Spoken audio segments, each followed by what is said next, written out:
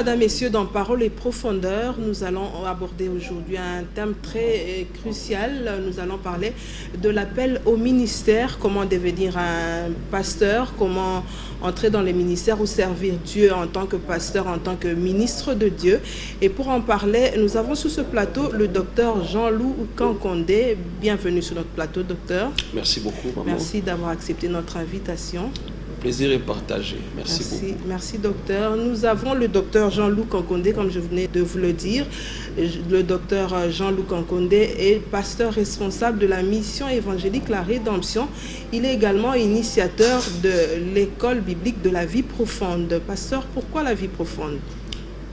Eh bien, déjà, merci pour votre invitation. La vie profonde, simplement parce que la vie chrétienne n'est pas une vie cosmétique. Ce n'est pas une vie d'apparence d'abord. Et tout ce qu'on veut voir de bien, d'extraordinaire à l'extérieur, commence d'abord à l'intérieur. Et très souvent, les gens ont renversé, n'est-ce pas, cette situation. Et donc, pour vivre, par exemple, dans la sanctification, ça devient un sérieux problème. Vivre par la foi, vivre selon l'esprit, ça devient un problème. Parce que les gens ne savent pas d'où est-ce qu'ils peuvent tirer la force, les capacités à vivre la sanctification et la foi et tout le reste. Et donc nous expliquons aux gens d'où est-ce qu'ils peuvent tirer cela, de leur homme intérieur, de la nouvelle création qui est créée selon Dieu, à son image, selon sa ressemblance, en qui réside le Saint-Esprit. Et donc on apporte la révélation de la nouvelle création et comment cette nouvelle création peut opérer dans le quotidien. C'est ça le gros de l'école de la vie profonde. Ok, Madame, Messieurs, bien avant d'entrer dans le vif de notre sujet, nous allons quand même avoir l'avis des Quinois, des chrétiens que nous avons rencontrés. Qu'est-ce qu'ils pensent aussi de l'appel? Comment y parvenir? Comment devenir un homme des dieux? Comment devenir un pasteur, un prophète ou un évangéliste? On se retrouve juste après cet élément. En fait, moi, je pense que pour devenir un pasteur, tout d'abord, c'est un appel de Dieu. Parce que tu peux hériter l'église que ton père te laisse, l'église te laisse le poste de diriger l'église. Tu peux le faire, la déontologie, tu peux l'étudier. Mais tout d'abord, tu dois être appelé pour le faire aussi en esprit. Moi, je pense que pour être pasteur, tout d'abord, il faut être appelé par Dieu. Et puis ensuite, il faudra suivre les enseignements. Ça veut dire être encadré par certaines personnes. Et puis après, avoir les expériences d'autres personnes qui vont te permettre à ce que tu embrases ce beau chemin qui est celui de servir Dieu. Il vaut mieux d'abord commencer par suivre une formation. Parce qu'il y a ce qu'on appelle la vocation pastorale. Ne peut être pasteur que celui qui a été préalablement appelé par Dieu.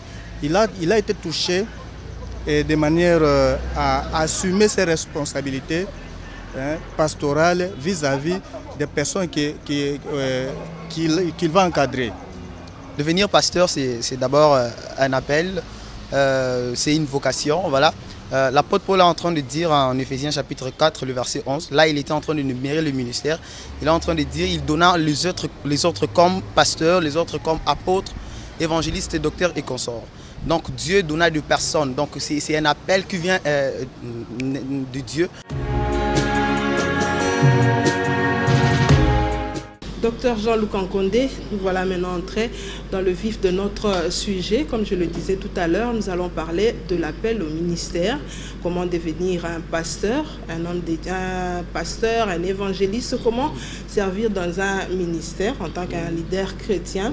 D'abord, pasteur, qu'est-ce qu'un appel au ministère? Eh bien, c'est une très bonne question parce que la plupart des problèmes que nous rencontrons aujourd'hui en ce qui concerne les églises, d'une manière générale, c'est lié justement à la mauvaise compréhension de l'appel. C'est un thème qui nous permet de comprendre plus ou moins la trajectoire dans laquelle nous sommes censés vivre sur la terre. Parce qu'on n'est pas sur la terre par hasard. On n'est pas venu sur la terre pour que nous fassions ce que nous voulons, mais plutôt pour faire des choses que Dieu a d'avance préparées pour nous, ça veut dire depuis l'éternité. Et donc Dieu nous a connus depuis l'éternité et il nous a introduits dans le temps afin de réaliser un but divin. Et ce but divin est défini par l'appel que chacun de nous reçoit. Et donc un appel, c'est simplement, comme le mot l'indique, on peut appeler Maman Rachel. Évidemment, Maman Rachel répondra à cet appel. Et une fois qu'on vous appelle ainsi par le Seigneur, cela ne veut pas dire qu'il faut commencer à travailler pour lui. On vient d'abord répondre à celui qui vous a appelé. Ce que vous lisez, Marc au chapitre 3, verset 13, Jésus descend de la montagne, il va appeler 12 personnes. Pourquoi? La Bible déclare pour les avoir avec lui, pour les enseigner et pour les envoyer prêcher la bonne nouvelle. Quand Jésus appelle Pierre dans Matthieu chapitre 4, verset 19, il dit « Venez à moi et je ferai de vous pêcheurs d'hommes ». Remarquez qu'il y a le présent et le futur, le travail à proprement parler pour lequel il a été appelé. Et entre les deux temps, il y a un temps qui est consacré à la formation. L'appel est là, ok, j'ai reçu l'appel, je réponds à Dieu, mais je n'y vais pas directement. Et donc je vais auprès de celui qui m'a appelé, afin qu'il fasse de moi ce pourquoi lui-même le voudrait, qu'il a déjà arrêté bien avant la fondation du monde. Donc l'appel, c'est simplement, on vous appelle, Madame Rachel, vous répondez, et vous demandez pourquoi est-ce qu'on vous a appelé. L'exemple de Paul, dans Acte 9. Quand Dieu l'appelle sur le chemin de Damas, la première question que Paul va poser, c'est de savoir que veux-tu que je fasse? Et donc il a reçu l'appel, mais avant d'y entrer, il faut savoir à quoi est-ce que nous sommes appelés. Voilà, d'une manière brève. Qui doit être appelé? Tout le monde peut être appelé, mais pas qui veut, mais selon la volonté de Dieu. Et donc déjà à l'église, selon qu'il est écrit dans 1 Pierre 4, 10, que comme des bons dispensateurs des diverses grâces de Dieu, que chacun de vous mette au service des autres le don qu'il a reçu. Donc chacun de nous, d'une manière bien repartie par le Seigneur, a reçu quelque chose de la part du Seigneur. Il y a ceux qui sont appelés, je crois que c'est le sujet de notre émission, qui sont appelés au ministère de la parole. Il y en a qui ont des talents, qui ont des grâces diverses, qui doivent mettre au service des autres. Ce qui est important dans tout ça, c'est que c'est votre appel qui détermine votre succès et votre réussite. Il y a beaucoup de gens qui souffrent, qui font beaucoup de choses, mais qui n'avancent pas, simplement parce qu'ils ne sont pas dans leur élément. Et donc on n'est pas ici sur la terre, comme le livre de Proverbes le dit, il y a beaucoup de projets dans le cœur de l'homme, mais ce sont les desseins de l'Éternel qui s'accomplissent. Et donc les desseins font partie de cet appel au travers duquel vous allez réaliser le plan de Dieu. Donc tout le monde peut être appelé. Et comment, pasteur, comment percevoir cet appel? Comment se rassurer que je suis appelé? Déjà, on n'entre pas dans le ministère n'importe comment. On y entre étape par étape. Le premier appel que chacun de nous reçoit, c'est l'appel au salut. Donc lorsque vous recevez Jésus, vous devenez enfant de Dieu, vous êtes né de nouveau. 2 Corinthiens 5, 17, 18 jusqu'au verset 20, nous dit quelque chose d'extraordinaire. Puisque vous êtes nouvelle création en Christ Jésus, eh bien, Dieu nous a donné le ministère de la réconciliation. Donc à toute nouvelle création, à tout né de nouveau, il lui a été donné un ministère, celui de réconcilier le monde avec Dieu au travers de Jésus-Christ. C'est ça qu'on appelle le ministère de tout croyant. C'est ce que tout le monde peut faire, que ce soit des femmes ou des hommes, tout le monde peut opérer dans ce ministère-là. C'est à partir de ce ministère de tout croyant que nous pouvons nommer aussi l'appel général, que nous commençons à détecter les grâces de chacun. Évidemment, chacun devrait avoir la conviction de son appel, que réellement Dieu m'a appelé. Ok? Mais ce n'est pas forcément un appel nominal. On t'appelle par ton nom. Ok? On peut être appelé, mais travaillant sous le leadership de quelqu'un d'autre. Un peu comme la Bible déclare Josué, serviteur, fils de Nun, serviteur de Moïse. Mais après, Josué prendra la place de Moïse. Et donc, comment? Déjà, à partir de l'appel au salut. Vous êtes dans le ministère de tout croyant. Et dans ce ministère-là, celui qui est chargé de vous enseigner, selon Éphésiens chapitre 4, à partir du verset 11, on dit qu'on a établi les apôtres, les prophètes, et ainsi de suite. Un, pour le perfectionnement des saints, en vue de l'œuvre du ministère. J'aime particulièrement la version Sommer qui dit que on nous a établi, nous, ministres de la parole, afin d'amener les saints, ok, à être aptes à réaliser leur service. Ça veut dire leur ministère. tout ministre de la parole devrait susciter des serviteurs de Dieu. Okay? Tous ceux qui sont réellement appelés, ils doivent sortir des autres ministères. Et déjà, moi qui suis prédicateur de la bonne nouvelle, moi qui suis appelé, j'ai une vision, je dois détecter ces grâces-là. Mais la personne elle-même aussi doit avoir la conviction de son appel au ministère. Si tu n'as pas la conviction et si Dieu ne t'a rien dit, ça ne sert à rien de s'improviser. Le Seigneur Jésus lui-même, il a été appelé, il avait une mission spécifique. Vous remarquerez que Jésus, la Bible déclare que le Christ, le Jésus lui-même, croissait en sagesse, en stature et en grâce, devant Dieu et devant les hommes. À l'âge de 12 ans, il va impressionner des personnes adultes dans le temple. Tous étaient épatés de sa connaissance. Mais ses parents vont venir et le prendre et lui dire, vous ne savez pas que je suis appelé à faire les affaires de mon père. C'est ça le ministère. Mais quand les parents sont arrivés, le jeune Jésus s'est humilié et a suivi ses parents. À la première tentative, ce n'était pas encore le moment, bien que l'appel était là. Et la Bible déclare que Jésus continuait à croître. Et lorsqu'il a atteint la taille qu'il fallait sur le plan spirituel, c'est alors qu'il a été présenté à Israël. Et à chaque appel, il y a un besoin que nous allons régler. Et Jésus a été appelé afin de répondre aux besoins du salut. Quand vous lisez la vie de Jean-Baptiste, pareil, on dit que l'enfant croissait spirituellement. C'est-à-dire qu'il n'est pas entré directement. Il y a une période d'épreuves, de difficultés, d'apprentissage qu'il faut avoir afin finalement d'arriver à votre appel et le réaliser comme il faut. Ça veut dire que ce n'est pas une ambition. Pas du tout, pas du tout. Moi qui vous parle, même dans le pire de mes cauchemars, j'ai jamais imaginé prédicateur. Parlez-nous un peu de votre histoire. Comment ça s'est passé? Évidemment, moi j'étais dans une des églises de la place qu'on dit église traditionnelle. Et c'est comme ça que mon épouse m'a gagné au Seigneur. Quand je l'ai connue, elle m'a simplement dit, si tu veux qu'on soit ensemble, il faut que tu serves le Seigneur. Évidemment, en tant que jeune que j'étais, je me suis dit, bon, j'y vais, et puis la fille, là, va céder. Ce n'était pas le cas. Donc, il fallait vraiment que je serve le Seigneur. Et à force de servir le Seigneur, j'ai commencé à sentir en moi une poussée intérieure, m'amenant vraiment à aimer ces choses-là. Et c'était parti comme ça. Mais il fallait que je sois formé. Je vous ai dit ici, Jésus appelle Pierre, viens, je ferai de toi. Entre le présent et le futur, il y a la formation. Donc, je suis passé par la formation. J'ai travaillé avec mon pasteur qui nous a quittés. Vraiment, c'est un grand regret dans mon cœur, l'apôtre Mutombo Philippe. Et il m'a formé. J'ai travaillé avec lui, je crois pendant 15 ans à peu près. Et de là, c'est ainsi que j'avais reçu maintenant une vision claire de la part du Seigneur. Qu'est-ce que Dieu m'a dit?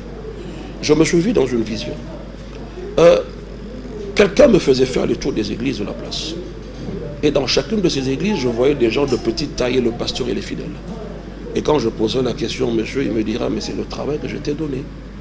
Et puis il me dira, lève-toi et va, enseigne à mon peuple, c'est-à-dire à l'église et aux nations, la Bible à la lumière de la rédemption.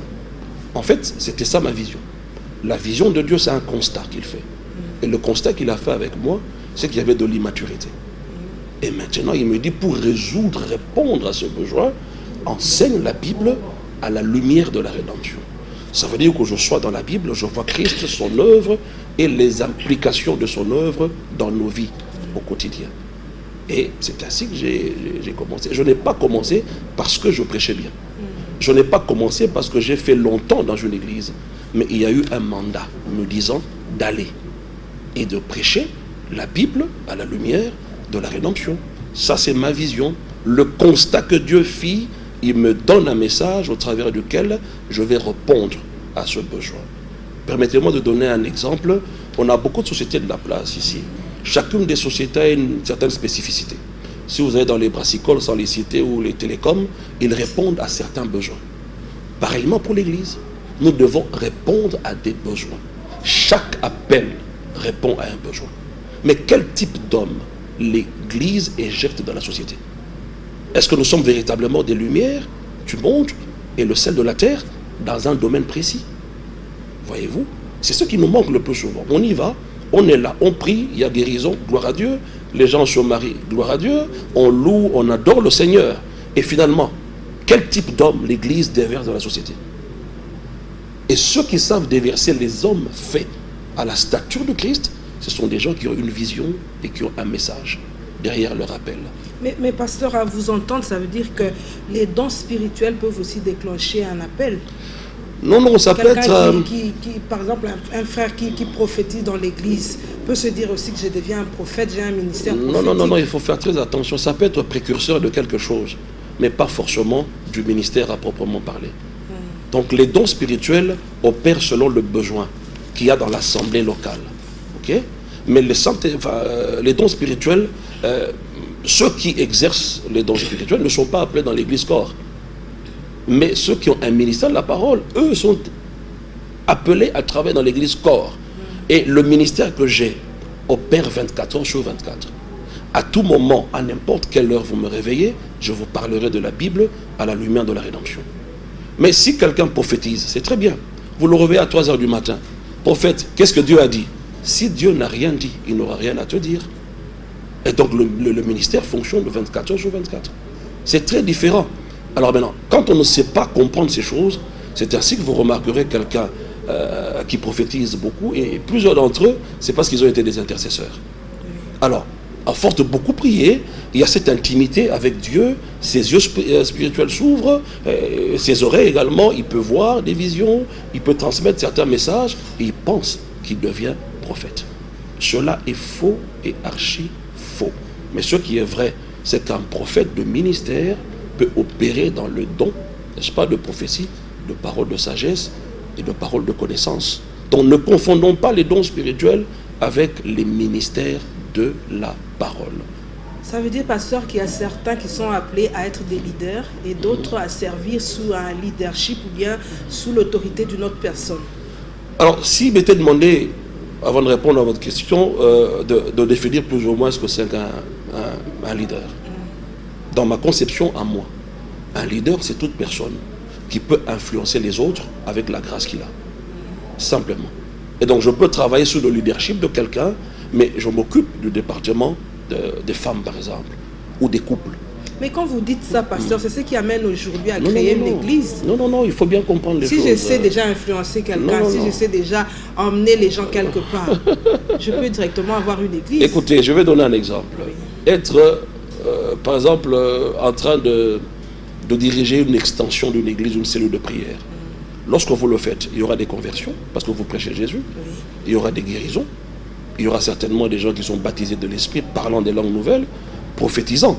Mais cela n'est pas un signe pour entrer directement dans votre ministère. Je vous ai dit, Jésus, lisez la vie de Jésus, lisez Jean-Baptiste, l'apôtre Paul, même dans l'Ancien Testament, vous pouvez voir Samuel. Toutes ces personnes ont dû croître pour atteindre le niveau adéquat de manière à entrer dans leur ministère. Alors, il faut à la base, avant de commencer une église, que vous ayez ne fût-ce qu'un mandat. Je vais expliquer ça de la manière suivante. Généralement, lorsqu'on va à l'église, on ne pose jamais la question au pasteur, mais pasteur, quand vous nous réunissez tous les jours, vous nous emmenez où? Quel type d'homme voulez-vous faire de nous? Il est vrai qu'au finish, tout le monde doit être sauvé en principe. Hein? Sauver le maximum de gens à entrer au ciel.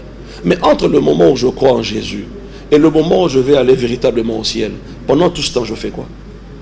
Je ne fais que chasser les démons, je ne fais que chercher le mariage, les enfants, et ainsi de suite. Non. Il y a un canevas de travail qui est dans votre vision. Et donc, toute personne, avant de commencer, vous devez avoir un mandat. Qu'est-ce que Dieu vous a dit? Ce mandat-là est accompagné par votre vision, qui est le constat de Dieu par rapport à une situation donnée. Et il vous donne la parole qu'il faut afin de répondre à ce besoin-là. Quand vous adhérez à une ONG, généralement on demande qu'est-ce que vous militez. Et par rapport à leurs objectifs, on peut être touché. Se disant par exemple, ah oui, les orphelins du sida, je voudrais bien chaque mois donner quelque chose. Mais nous, à l'église, vous réunissez les gens, mais avec quel message? Avec quel message? Et c'est improvisation sur improvisation. Et ces gens-là, qui confondent le ministère prophétique avec le don de prophétie, remarquez-les en pratique. Ils n'enseignent rien. L'église n'est pas édifiée sur les prophéties, des dons de prophétie, mais l'église est édifiée sur le fondement apostolique. Et l'église est conduite par le Saint-Esprit pas par la prophétie. La prophétie n'est une infime partie de ce que le Saint-Esprit est capable de faire. Et donc ce sont les ministres de la parole, avec la parole qui leur a été donnée, n'est-ce pas, qui sont habilités à conduire l'Église dans leur destinée. Ces gens-là, ça sera toujours, quand vous commencez l'année, c'est 100 jours de prière. Vous priez, donc des prophéties, et puis c'est tout. Après, c'est 50 jours de je ne sais quoi. De délivrance. Il n'y a pas de parole. Et ces gens-là restent des bébés spirituels, ne connaissant pas la parole de Dieu, mais qui prient beaucoup. Or, pour bien prier, il faut connaître la parole de Dieu. Et c'est de là que tout un tas de choses sort. Et celui qui est à l'intercession, parce qu'il intercédait beaucoup, lui aussi il commence à prêcher, il pense qu'il a la chose de Dieu, mais posez-lui la question, quel est votre message? Il ne sait même pas ce que c'est. Voyez-vous? Et toute église devrait avoir une vision, comme je l'ai dit. Et dans chacune des visions que nous avons, il y a un point de départ et un point d'arrivée. Moïse a été envoyé en Égypte pour les amener à la terre promise. Moi, j'ai été envoyé à prendre les tout petits là, immatures, et les amener à la maturité, à la stature parfaite de Christ, à les amener à un stade où va se manifester toute la plénitude qui vient de Christ. Et donc j'ai un canevas de travail. Révérend docteur Jean-Loup, Voilà. quelle est la prochaine étape après avoir cerné votre appel? Il faut directement aller commencer l'église, ou bien il faut se mettre au pied de quelqu'un qui va vous conduire, vous montrer ce que vous devez faire? Qu'est-ce qu'on peut faire Effectivement, après? c'est ça qu'il faut faire. C'est ça qu'il faut faire. Quand j'ai reçu cette vision, j'étais au pied de le docteur Ngalamolome Félix. C'est lui qui m'a coaché par rapport à cela. Voyez-vous, il ne faut pas aller directement. Lorsque l'apôtre Paul a reçu sa vision, évidemment, il est allé en Arabie, et puis il reviendra à Jérusalem. Il dit dans Galates qu'il est allé rencontrer ceux qui étaient élevés dans la société. Il n'est pas allé voir les petits, il est allé voir Pierre, Jacques et Jean. Arrivé là-bas, il va exposer son message. Les apôtres à Jérusalem étaient d'accord avec lui. Et c'est ainsi que la maturité et l'expérience de Pierre va travailler. En écoutant Paul, il lui dit, avec ce message, on te donne certes la main d'association, mais toi, va vers les païens. Et nous irons vers les Juifs. Ça veut dire qu'on doit passer par une école théologique? Non, pas du tout. L'appel n'est pas le résultat d'une école théologique. L'appel n'est pas le résultat d'une faculté de théologie non plus. Parce qu'il y a beaucoup de gens qui passent par une faculté de théologie et en fin de compte, ils sont ordonnés pasteurs. Ça n'engage qu'eux. Mais bibliquement parlant, l'appel commence depuis l'éternité. Dieu m'a connu avant que je ne sois ici sur la terre, et il a donné une définition à ma raison d'être. Et ce n'est pas la théologie qui va m'apprendre ces choses. Ça, c'est la vie de l'esprit. Je ne suis pas contre la théologie. Je prends la théologie comme étant une formation que chacun peut avoir, mais qui ne répondra pas forcément aux réalités de votre appel. Vous apprendrez la Bible d'une manière générale, pas d'une manière particulière selon que Dieu vous a appelé. Et quand l'appel est là, croyez-moi, la théologie aura beaucoup de mal à vous conduire. Vous connaîtrez que Dieu est ceci, Dieu est cela, il a fait ceci, cela, mais votre marche par rapport à l'appel posera des problèmes. C'est ainsi qu'il y a une formation qui se fait du maître au disciple, et il y a une formation qui ne se fait que de Dieu avec celui qui l'a appelé. L'apôtre Paul dit par exemple à Timothée, ce que tu as entendu de moi, ce que tu as vu de moi, il lui dit, il faut amener ça aussi aux autres. Ce que tu as entendu, ça dit mes enseignements, ce que tu as vu de moi, le caractère qui a animé ma vie, c'est cela aussi que tu devrais faire. Et la formation entre le Seigneur lui-même et son appelé, c'est l'exemple qu'on nous donne dans Jérémie par rapport à la maison du potier. C'est-à-dire, je suis comme une masse de glaise, de l'argile, et le potier me donne la forme qu'il veut. Et lorsqu'il me donne une forme que moi je ne voudrais pas, c'est alors qu'on a comme l'impression que Dieu est contre nous. Alors qu'il est en train de te tailler, jusqu'à ce que tu comprennes exactement ce à quoi il t'a appelé. Donc Dieu forme aussi ses appelés, d'une manière personnelle, sans l'intervention de qui que ce soit. Je donne mon exemple. J'étais arrivé à un moment où personne ne me donnait quoi que ce soit, même mes propres frères. Je galérais, sérieusement. Mais Dieu m'a appris à prier, à ne compter que sur lui, avant que j'entre à proprement parler dans mon appel. Et j'ai pris du temps pour ça. Donc, ce n'est pas de la blague, et surtout quand vous vous engagez dans une histoire pour laquelle Dieu ne vous a pas appelé. Et donc, Dieu ne déversera pas son onction. Donc, la théologie n'est pas impérieuse, mais du moins le mentor. D'abord ça. La théologie, c'est une connaissance générale que vous aurez de la Bible. Oui. Je donne un exemple. Jésus avait une vision, n'est-ce pas? Oui. Et donc, il devait former. Quand je parle de la Bible, à la lumière de la rédemption, mais aucune école de théologie n'enseigne ça. Mes disciples, je vais les envoyer en faculté de théologie. C'est bien. Ils auront une connaissance générale de la Bible, mais ils ne comprendront pas ce à quoi je suis appelé afin de marcher avec moi pas à pas. C'est là le problème. Comment réussir, pasteur? Comment réussir dès que vous êtes appelé, vous avez commencé à travailler comme serviteur de Dieu, comment réussir? Eh bien, la réussite, c'est d'abord par rapport à ce à quoi Dieu vous a appelé à faire. Attachez-vous à ce à quoi Dieu vous a appelé à faire. Soyez fidèles à cela. Faites-le de tout votre cœur. Ne courez pas derrière les gens, voilà, je cherche une connexion à gauche, à droite. Vous êtes connectés au Seigneur du ciel et de la terre. C'est lui qui va toucher le cœur des hommes parce que les cœurs des hommes sont dans ta main comme un courant d'eau. Il va incliner cela vers toi. Donc réussir, je le dis souvent, les hommes de Dieu ne devraient pas vivre des offrandes. Évidemment, quelqu'un peut me contredire en disant celui qui travaille à l'hôtel mange à l'hôtel. Mais ceux qui sont véritablement dans le ministère comprennent ce secret. Il n'y a rien de si grand qui rentre dans ces offrandes.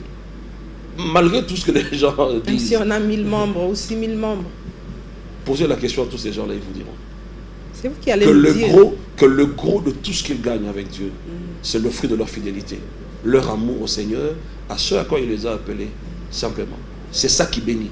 Un homme ne peut pas te bénir comme Dieu. C'est Dieu qui bénit. Alors lorsque vous commencez à compter sur les paniers des offrandes, eh bien, vous ouvrez la porte à la misère. Comptez sur Dieu. C'est ça un bon ministre de la parole. Pasteur, il y a aussi des hommes de Dieu qui travaillent dans le séculier, qui sont dans des ministères, qui ont un contrat de travail proprement dit. Qu'est-ce que vous dites un peu de la compatibilité de l'appel? Quelqu'un qui a bien reçu l'appel, mais qui est dans le séculier, est-ce que c'est compatible? Est-ce que ça peut aller? La grande question de l'appel, c'est ce que j'ai entendu et ce que j'ai vu. C'est ça la grande question. Qu'est-ce que vous avez entendu? Qu'est-ce que vous avez vu? Il y a des gens qui travaillent parce qu'ils prétendent qu'ils doivent travailler et aider l'œuvre de Dieu à aller de l'avant. Eh bien, à ce moment-là, il faut couper la provision surnaturelle. Parce qu'il n'y a pas de vision sans provision. Ne croyez pas que la provision viendra forcément de votre salaire. Ça, c'est une erreur grave. Une erreur grave. Allez, tout dépend de ce que Dieu vous a dit. Si le Seigneur, en vous appelant, vous permet de travailler, faites-le. Ne faites pas comme nous autres. Non. Moi, je ne travaille pas dans le séculier. D'aucuns peuvent dire, mais pasteur, il faut chercher un vrai travail. Et comment ce que je fais là, c'est pas un vrai travail. En lingala, on dit Mosali Nanzambe. C'est-à-dire, je suis en train de servir Dieu. Mon entreprise s'appelle La Moisson. Lorsque je travaille là-dedans, il me dit, l'ouvrier mérite son salaire. Dieu sait comment. Il est en train de nous bénir. Mais tout part de ce que j'ai vu et de ce que j'ai entendu.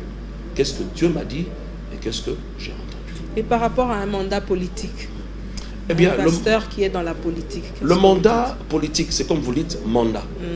Est-ce que ce pasteur-là, Dieu lui a dit, va, comme il m'a dit à moi et à plusieurs autres, va, fais ceci. C'est un mandat. Dieu doit vous parler. Ce n'est pas parce que vous avez le souci de changer les choses au Parlement, en tant que pasteur, vous y allez. Non, pas du tout. Est-ce que Dieu vous a dit d'y aller? Alors, le conseil que moi j'ai souvent donné, je dis que nous autres hommes de Dieu, nous devrions être neutres par rapport à la politique. Même par rapport au sport, on doit être neutre. Parce que je ne sais pas qui est dans mon église et qui est de quelle obédience. Mais les enfants que nous formons, les laïcs qui sont à l'église, ils peuvent aller faire la politique. Si ils sentent l'appel d'aller en politique. Alors, nous sommes des Congolais et nous savons qu'aujourd'hui, beaucoup de jeunes vont en politique pour avoir de l'argent. Et ça, je peux vous dire, c'est un indice de pauvreté pour mon pays. Lorsque les gens pensent que c'est en politique qu'ils auront de l'argent, c'est faux et archi faux. On va faire la politique comme un apostolat pour aider la République et non pour aller avoir de l'argent là-bas. À plus forte raison pour nous, les hommes de Dieu. On ne va pas en politique parce que, voilà, je voudrais changer les choses. Madame, vous savez combien l'Église peut changer les choses dans ce pays? savez combien? Mais on ne fait pas notre travail. Et on veut un changement. On veut la paix à l'est du pays et tout ça. Nous avons l'évangile de paix. Au lieu de prêcher l'évangile de paix, nous prêchons l'évangile des guerres. À tout moment. Guerre, guerre, démons, démons, et ainsi de suite. Mais il y aura la paix comment dans ce pays? Et donc, moi, le conseil que je donne aux pasteurs, ceux qui sont appelés au ministère, surtout qui ont une vision, de ne pas s'engager en politique, être neutre par rapport à la politique. Mais si les laïcs qui sont dans nos églises sentent le besoin de le faire, eh bien, si Dieu les appelle à cela, ils sont libres de le faire. Et moi, je ne ferai pas de politique. La Bible dit, pasteur, l'appel est irrévocable. Mais qu'est-ce que vous pensez du comportement des hommes de Dieu? Arrogance, ivrognerie, cupidité, mais ils sont appelés.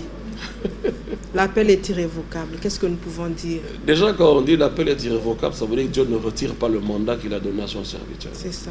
Le mandat va de l'appel jusqu'à la mort. On dit que David, dans Acte 13, après avoir servi au dessein de Dieu, mourut. Vous ne pouvez pas mourir avant, si ce n'est qu'après avoir servi à ce dessein. Alors, les pasteurs qui sont dans ce que vous fustigez, c'est simplement les œuvres de la chair. Quand nous avons été appelés, c'était avant même qu'on soit dans le sein de nos mères. Nous n'avions rien fait, de bien ou de mal pour être appelés. C'est Dieu qui nous a appelés ainsi. Et en nous appelant, il connaît notre vie et il sait que certains d'entre nous sont faibles. Ça, c'est un fait. Et ça peut justifier plus ou moins, ça je le mets entre guillemets, le fait que Dieu ne peut pas retirer, parce que déjà il t'a appelé, il sait que tu es faible. Alors, cela ne veut pas dire non plus que je dois me laisser aller dans le désordre, tout ça. Non, l'appel, le ministère, j'ai toujours dit, c'est comme un avion qui a deux ailes. Il y a d'un côté l'onction, la puissance, tout ce qui va avec, et de l'autre côté, vous avez l'éthique, le caractère qui va avec le ministère auquel vous avez été appelé. Si une des deux ailes ne fonctionne pas, vous n'aurez qu'une seule aile. Et donc à cause de cela, l'avion ne peut pas décoller et ni prendre sa vitesse de croisière. Je peux être puissant, rempli d'onction, mais je n'ai pas le caractère adéquat. Eh bien les gens diront, ah mais il est puissant, mais il est impudique. Et quand on met un mais là, eh bien ça annule tout ce que tu es. Et il y a beaucoup de gens qui ne t'accepteront jamais. Alors je peux être d'une éthique irréprochable. Eh bien je prêche comme un port d'histoire de la Bible. Les gens viennent malades, ils rentrent malades. Ils ont des problèmes, ils ne trouvent jamais des solutions. C'est comme si je racontais des histoires de la Bible. Ça encore, mais c'est un problème. Parce que le peuple va fuir. On se dire, mais il n'y a rien de là. Alors il faut avoir les deux. Je conseille donc au pasteur, l'appel est là, la puissance est là, l'onction est là, mais le caractère et l'éthique qui va avec. Ça va faire de vous comme un avion et vous allez décoller, vous prendrez la vitesse de croisière et les choses vont aller. Parce que c'est là que les hommes de Dieu se réconfortent. Nous sommes déjà appelés, je ne sais pas si... Ça ne devrait pas être une raison de faire n'importe quoi. Bien au contraire. Parce que dans ce que vous faites de mal, il y a un jugement qui vous attend aussi. Ah oui, il y a un jugement. Et vous pouvez mourir avant la fin de votre mandat. Parce que vous présentez à Satan des opportunités d'action dans votre vie. Lorsque vous êtes impudique. Moi, je connais personnellement des pasteurs qui ont été atteints du sida.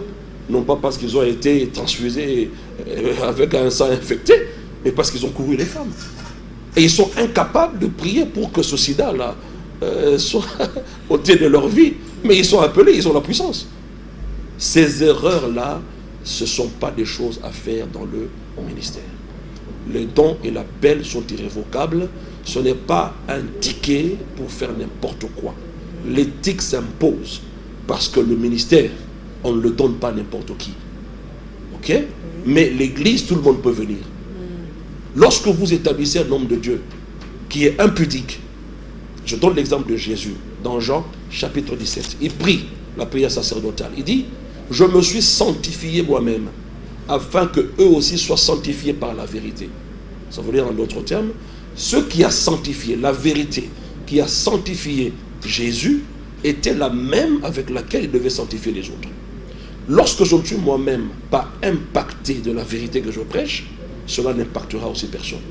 Un bon leadership, ce n'est pas faites ce que je dis et ne faites pas ce que je fais. Non, Paul a dit, ce que tu as vu et ce que tu as entendu de moi, c'est ce que tu dois faire. il dit, je suis imitateur de Christ. Il est le seul à avoir dit ça. Eh bien, on serait fiers d'avoir des hommes de Dieu qui disent cela. Imitez-moi, comme je suis l'imitateur de Jésus-Christ. Pasteur, qu'est-ce que vous pensez de la succession dans le ministère? La succession de père en fils. De père en biologique. Fils. Oui. L'appel est aussi transmissible, vous estimez? Ça, c'est une question cruciale pour nous, les Congolais. Bon, si je me réfère à la parole de Dieu, dans l'Ancienne Alliance, le ministère était transmissible. N'est-ce pas? C'était la famille d'Aaron. Mais lorsque Jésus vint, on dit que son ministère est non transmissible. C'est un fait. Nous n'excluons pas le fait que le papa peut être appelé et son fils biologique être appelé. Ça, c'est un fait. Et moi, je souhaiterais même que mes enfants soient appelés aussi, comme moi. Et prendre la succession, continuer avec l'œuvre de Dieu. Mais je ne peux pas les imposer si Dieu ne les a pas appelés. Et en tant que Congolais, nous savons ce qui se passe dans notre société. Et il y a beaucoup de cas où il y a à boire et à manger là-dedans. Sans condamner qui que ce soit, sans faire des reproches à qui que ce soit, mais nous sommes Congolais, nous savons ce qui se passe chez nous. Mais la vérité est que papa peut être appelé et le fils également, comme cela se faisait dans l'Ancienne Alliance, non pas dans le même type, hein, mais simplement pour illustrer que papa peut être appelé et maman, enfin les enfants aussi. Mais quand les enfants ne sont pas appelés, il ne faut pas oser vous exposer les enfants. Je l'ai dit tantôt, quand vous faites des choses auxquelles vous n'êtes pas appelé, eh bien vous n'êtes pas équipé pour cela. Vous risquez même de mourir avant. Pasteur, nous tendons doucement vers la fin de notre émission. Par rapport à l'actualité, quelle est votre lecture de ce qui se passe aujourd'hui à travers l'Église des Réveils du Congo? La division, ce que nous vivons aujourd'hui avec les RC. Quelle est la lecture que vous faites par rapport à cela? Bon, je peux user de beaucoup de versets pour les justifier, plus ou moins, et dire que c'est normal que même des hommes de Dieu en arrivent à ce point. Mais je pense que ça ne sera pas très juste de ma part. Ce ne sera pas un très bon exemple pour ceux qui nous suivent. Les hommes de Dieu que nous sommes, qu'on le veuille ou pas, hommes que nous sommes, nous ne pouvons pas nous exposer autant en spectacle. Nous sommes des modèles. Vous savez, il y a beaucoup de gens qui sont contre les pasteurs. Mais lorsqu'un pasteur fait quelque chose de mal, ce sont ces mêmes personnes-là qui pointent du doigt. D'autres disent, on n'a même pas besoin des pasteurs dans ce pays. On s'en occupe même pas. Mais les problèmes des pasteurs sont toujours vulgarisés avec une ampleur qu'on ne peut pas imaginer. Je préfère ne pas critiquer, mais donner un conseil. Comme les Quinois disent, Totianasi. Ce sont des aînés, ce sont des pères dans ce pays. Et lorsque nous sommes aujourd'hui, c'est peut-être parce qu'on a vu X ou Y en train de prêcher. Ça nous a donné envie de prêcher aussi. Qu'ils mettent la balle à terre, qu'ils se mettent ensemble et qu'ils parlent. Qu'ils parlent simplement. Parce que c'est un spectacle qui ne nous honore pas. Et eux-mêmes et nous autres. Ils passeront. Ce sont des vieux. Nous resterons. Et ça sera une tache d'huile pour nous. Mais il y a aussi déjà des jeunes qui sont impliqués. Non, mais ce sont ces jeunes-là qui suivent les vieux comme ça. Mais il faut réfléchir. Quand mon père fait quelque chose qui n'est pas bien, je lui dis, papa, ça c'est pas bon. Ne faisons pas cela. Soyons unis. Nous sommes un seul corps. On ne devrait pas avoir X organisation, Z organisation, Y organisation. C'est ça qui va prouver la maturité, justement. En tout cas, moi, je conseille à tout le monde de mettre un peu d'eau dans son vin. Mettons-nous ensemble et parlons. Et que surtout, les politiques ne nous séparent pas. Ok, pasteur, une petite question de détente pour clôturer notre émission. Vous êtes enseignant de la parole. Et si vous étiez appelé à être un livre de la Bible, quel livre seriez-vous? Je crois que vous avez déjà eu à parcourir oui. De Genèse à Apocalypse. Oui, bien entendu. Eh bien, si j'étais un livre de la Bible, je serais le livre de Romains. Romains, pourquoi Romains? L'épître de Paul aux Romains. Ce livre-là m'a ouvert les yeux sur la marche du chrétien, sur le vrai combat du chrétien. Ok? Oui. Il y a un père du réveil qui appelait Romains la cathédrale de la vérité. Le livre de Romains, c'est le gros de ce que j'enseigne. Tourne autour du livre de Romains. Oui. Et puis Romains n'est pas le premier livre de Paul. Mais s'il a été placé en premier, c'est parce qu'il devait être là pour que nous comprenions mieux les autres. Ok. Voilà. C'est comme un œuf dans lequel il y a tout. Et au fur et à mesure que vous avancez dans les épîtres, ça sort, et ainsi de suite. Donc Romains, c'est un de mes livres favoris. Si je pouvais en citer 3-4, peut-être je pourrais ajouter, mais Romains, c'est extraordinaire. Merci beaucoup, pasteur. Nous sommes à la fin. Si vous pouvez, si vous avez un mot de la fin, ou soit rappeler l'adresse et le programme de l'Église. Ok, le premier mot de la fin, c'est que tous ceux qui nous suivent en ce moment, vous devez savoir que l'homme ne naît pas chrétien. Nous ne naissons pas enfants de Dieu, nous naissons tous enfants de Satan.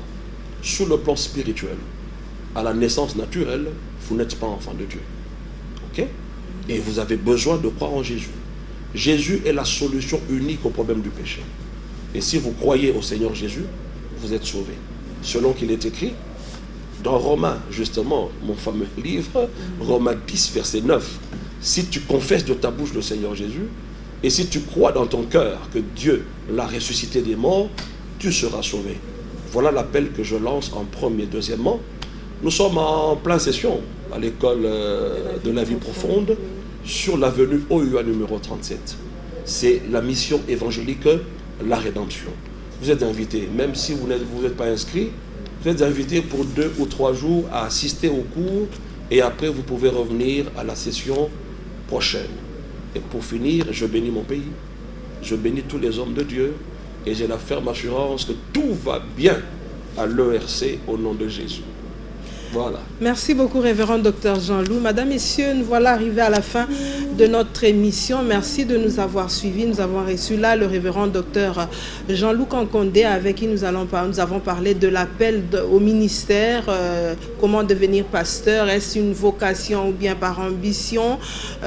C'est de tout cela que nous avons parlé avec le docteur Jean-Loup. Merci, pasteur, d'avoir accepté notre invitation. Une fois de plus, merci. Appelez-nous, écrivez-nous sur le numéro qui est affiché au bas de votre petit écran. Entre-temps, portez-vous bien. Au revoir.